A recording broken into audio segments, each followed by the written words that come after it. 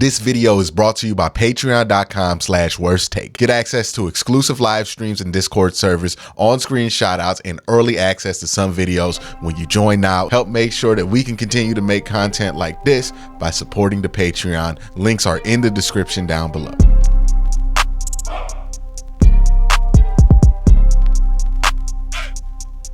One thing about Andrew Berry, he gonna make a move when it's needed, right? If there's a problem with the roster, Andrew Berry's gonna do something about it at some point. And I don't know why we keep doing this, right? Cade York misses some kicks, people freaking out. Oh, the team looks great, but the kicker's gonna sink us. Nah, he's just gonna get rid of the kicker, right? Oh, backup running back is a disaster, or third string running back is a disaster. Andrew gonna figure something out, man. Like, these ain't major problems. These are not things that are super hard to find. The things that are super hard to find that would concern you is, hey, does the quarterback not look good? Does the edge rush not look good? You can't fix that at this point. But third string running back and kicker, boy, that's what this time of the year is for. And that's what Andrew Berry did. They finally addressed the kicker situation, and they also did something about running back. Let's run through running back real quick. They traded for Pierre Strong, who was a former 4th-round pick of the New England Patriots. Actually got drafted before Jerome Ford, and they gave up, Tyrone Wheatley? That's all they did. By the way, if you haven't found out yet, Marquise Goodwin is back. And he's going to probably be active for week 1. So that's really good there in other news. But Pierre Strong, they bring him in from New England. I know a little bit about him because he used to play at South Dakota State. He's more of a patient runner. Like, he'll wait for a hole to develop and then he'll cut, and then he's like a sprint guy. So he kind of runs in a style more similar to Kareem Hunt than Nick Chubb. And I think he'll probably be a third running back depending on what they see from Jerome Ford. And he's somebody that they feel comfortable enough about being the backup running back. So that's where he's going to be. He's a decent receiver, at least was, but that was at South Dakota State in the FCS. I don't know if he's been able to do that in the NFL. Not much is known about him. Didn't get to play much in New England last year, but you know, they needed a tackle. We have spare offensive linemen galore to give them, and they gave us a spare running back. So I think that's a fair exchange right there. So that was the move for backup running back. Now let's talk about kicker, because I want to be, how do I put this? I want to be fair and charitable to everybody on all sides of this kicker debate. Now, if you've watched me for any time, you know where I've been on this kicker debate. I don't care the quality of your kicker prospect. I just care that you find one who could do the basics, right? And for me, 45-yard field goals and under, those got to be made. Extra points, those got to be made, right? If you can't be league average at those, then you cannot be a kicker in the NFL. I do not care how much potential you have at kicker. Like, let's be real. If the Ravens didn't have Lamar Jackson, didn't have Roquan Smith, but they had Justin Tucker, they'd be a shitty team. And that's the best kicker of all time. It does not matter if your kicker is generational, if everything else is there. And even if the kicker is generational, it's overrated the value that that guy brings in. It is nice to have a Justin Tucker, but the Ravens have not won a bunch of games because of Justin Tucker. They've won them because of Lamar Jackson. Justin Tucker's a nice piece to have. And when the best you can be is a small assisting piece to a team, I don't really want to risk it all to be great in that area. I would rather just take the normal risk and be all right. And the Browns made a move here from Cade York. Now, Cade York, a lot of people have been wanting to hang on to him because of the potential. But this preseason made it obvious he can't stay here. And I want to have this conversation with y'all because I do think it is likely that Cade York goes somewhere else in a couple of years. Maybe he spends a year or two in the XFL, like resets himself mentally, figures out something, and goes to a new team, and then he's a good kicker for like 5-6 years. I don't think that's out the realm of I think that's actually likely. But that doesn't mean it was ever going to happen here. Sometimes, and this is the reality of football, this is the reality of life, we all have things that relate to this. I have things in my personal life that relate to what I'm about to say here. Sometimes when you're in your 20s and you're trying to catch on to a profession like Cade York is, you have a rough start. You don't put it together early. And since you don't put it together early, you dig yourself a hole. The fan base starts getting frustrated with you. The coaching staff over there starts getting frustrated with you. The upper management that drafted you starts to be disappointed in you. And the next thing you know, you've dug yourself this hole. Cade York can't kick a field goal without feeling like he's disappointed Andrew Berry and everybody else in that sideline in the whole damn city. That's the baggage Cade York is carrying every time he kicks a football, because he has the pressure of being a highly drafted kicker. He has the pressure of making that one crazy field goal in Carolina last year, and that upped the expectations on him. So every time he struggles, that pressure builds and it mounts up, and it's gotten to the point to where it's obviously affecting his ability to kick a football, something he's been known to be good at. There's no avoiding this, unfortunately. There's nothing the Browns coaching staff could have done to avoid this. Right? Unless you say, hey, they should have just lost the game to Carolina and not sent him out there for 60 yards. Because the second he sunk that 60-yard field goal in his first game, the expectations changed. Even though I think he missed the field goal in that game, by the way. I'm pretty sure he did. But the pressure was too much. Sometimes this just happens for young players. It doesn't matter where you draft them, what program. This has happened for young players on the Steelers.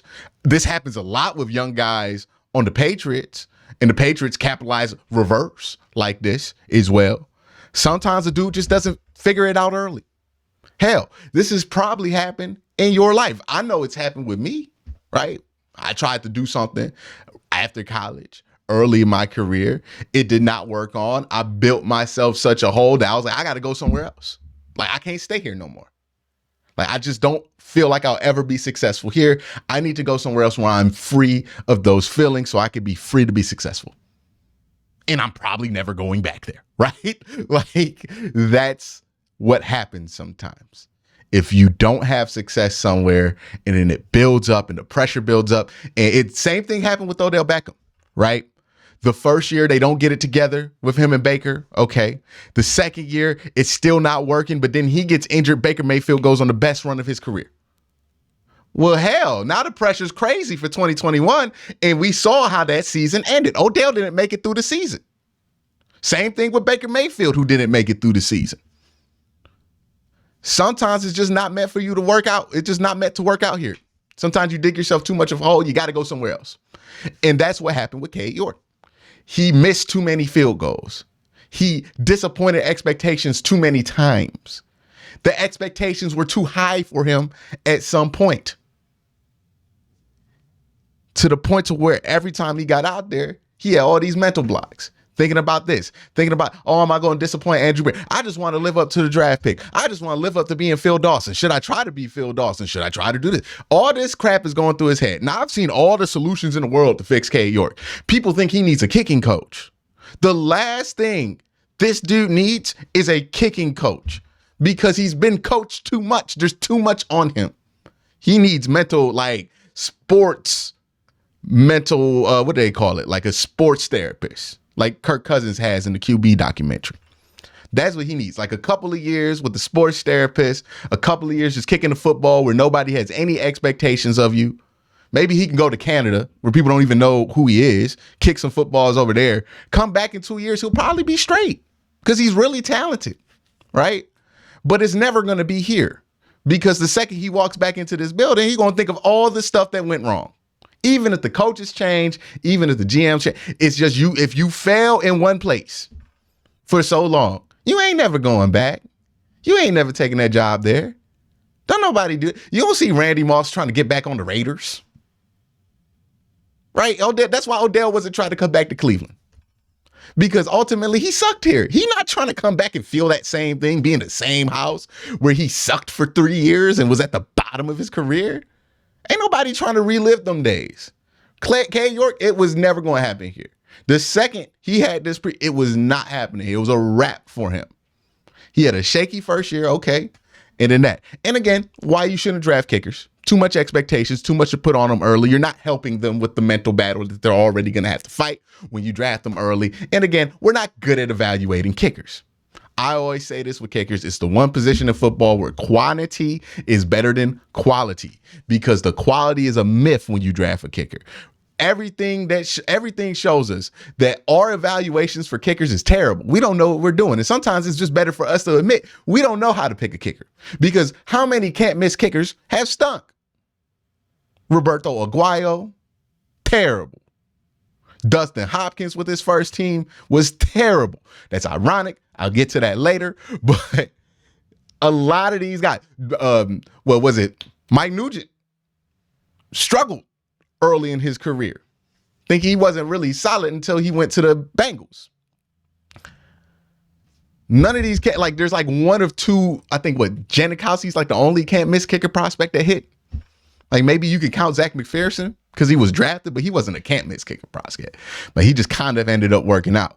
We don't know how to do this. We need to bring in as much kickers as possible and play the numbers game with that position. I think that's a better way to go about it.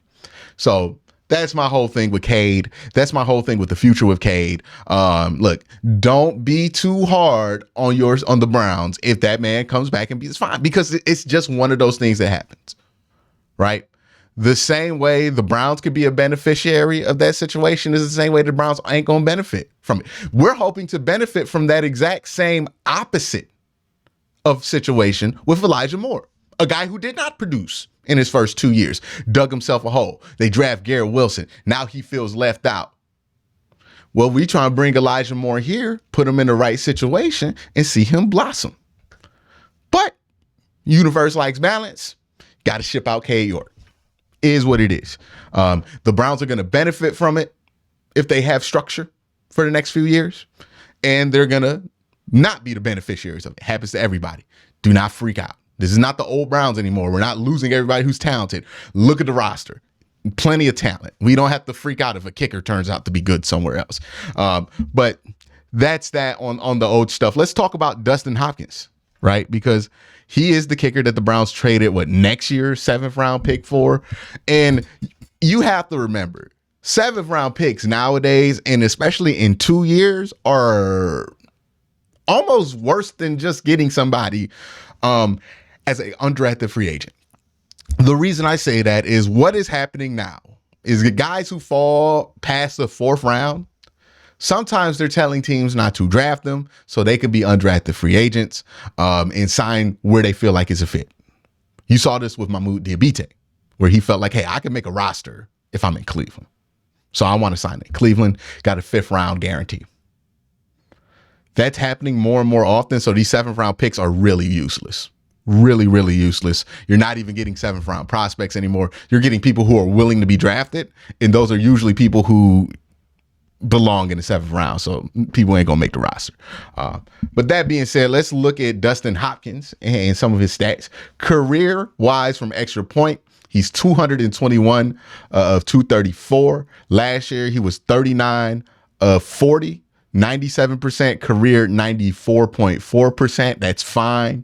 All field goals, he has a career 84.8% average. He's coming off of a 90% season, or not coming off of. That was 2015. My bad. He was 12 for 12 last year, 9 for 10 in all field goals last year. Was 2 of 2 from 20 to 29, 6 of 6 from 30 to 39, 1 of 2 from 40 to 49, and didn't attempt a 50-plus field goal. In 2021, where he got significantly more kicks in, he was 40 of 44, an extra point. So that's a little bit. You don't want to see that. The year before, 30 of 32. And then from distance, he was 8 of 8 in 2021 from 20 to 29, 6 of 6 from 30 to 39, and then 13 of 14 from 40 to 49. So decent numbers there. Career 81% from 40 to 49. That's kind of where you want to be at. 93% from under 30, and that's pretty good there. So what is Dustin Hopkins? Ironically enough, he was a kicker who was highly hyped up coming out of Florida State. I think he was before Roberto Aguayo. I think Roberto Aguayo, another Florida State kicker that got hyped up a lot, came out in 2013, was a 6th-round draft pick for the Buffalo Bills, was only there. He wasn't there at all. I think he must have got traded very early in his career to Washington or cut. Stayed at Washington for a while, and then was with the Chargers last year. So he's a solid enough kicker. He should be fine. He's a veteran. He knows how to make his extra points. He knows how to make his field goals. That should be all good with Mr. Dustin Hopkins. I wonder if he can't wear 4. Deshaun got 4, so that's fine. So yeah, that's fine. I think Dustin will be a fine kicker. And I wouldn't really be surprised if Cade York made his way through the practice squad. I think, honestly, for the Browns and Cade York, just cut bait on it, baby. Like, just let it go. Let that man go to Canada or go to a different team and figure it out, because he don't need to be here no more. It's not going to work out here. We're not doing any good by Cade York, and we're not doing any good by the organization hanging on to him, right? I think he needs time away. Too much has happened here for him ever to be successful. And when you hear that, I want you to think of the places in your life where you have had horrible memories. Wasn't successful. For some of y'all, it's high school, right? Some of y'all have terrible memories at high school. Y'all have to move far away from where you went to high school so you could feel like you could be ever successful. Right? A lot of people do this. How many people go to college as far away as where they went to high school because they hated their high school? They go to college somewhere else. They can be somebody else, clean slate, and then they figure out the rest of their lives from there. It's the same thing with Cade York. He has had a terrible experience here.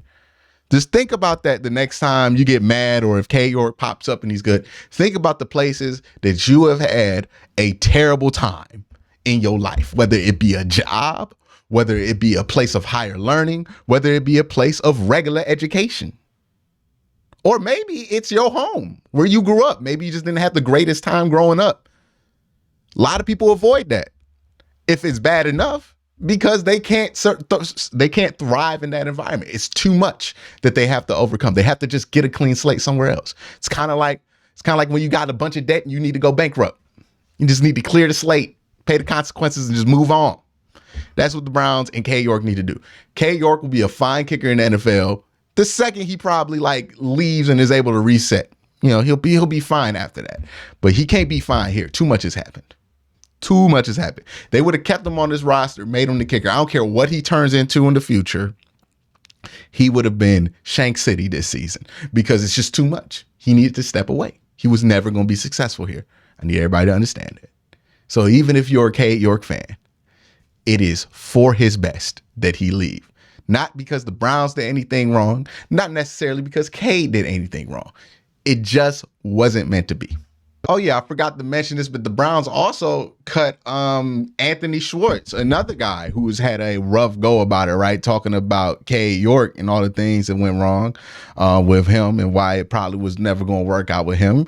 Anthony Schwartz, a little bit of a different case, where I'm confident in Cade York's natural ability to kick a football. I'm not as confident in Anthony Schwartz's natural ability to play football. He just never seemed like you can sometimes watch an athlete play a sport and you can feel how out of place they are in that sport, right? You could do this with basketball, especially. You could do this with football a lot, where you just watch somebody play football and you're like, it just doesn't look like they're supposed to be a football player for whatever reason. Like, I know they're athletic. I know they should look good here, but something just don't look right. They don't look like a football player.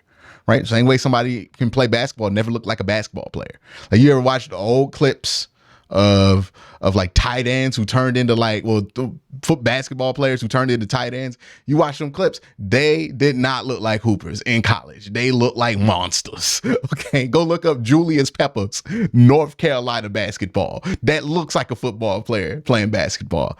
And with Anthony Schwartz, it never felt right with him out there. He never felt fluid enough, never felt quick enough, never felt like the start and stop was there. And we forget, we fall in love with these 40 times so much that the shuttle time is just as important. The quick start stop ability, that's just as important as your ability to run straight. And even if you can run straight, that doesn't guarantee that you're going to be good in the NFL, because it might not be helpful. You can run really fast, which means you're gonna have to catch harder balls, and if you can't catch, then well, what's the point of running fast, right? So it's another situation with Anthony Schwartz where maybe he can go to like the XFL or the USFL and develop somewhere, but you know, I don't know where his career ends up. So that's my 2 cents on Anthony Schwartz being cut. That's my thoughts on this whole situation. Let me know what you think in the comment section down below. Y'all have a great day. Have a good night.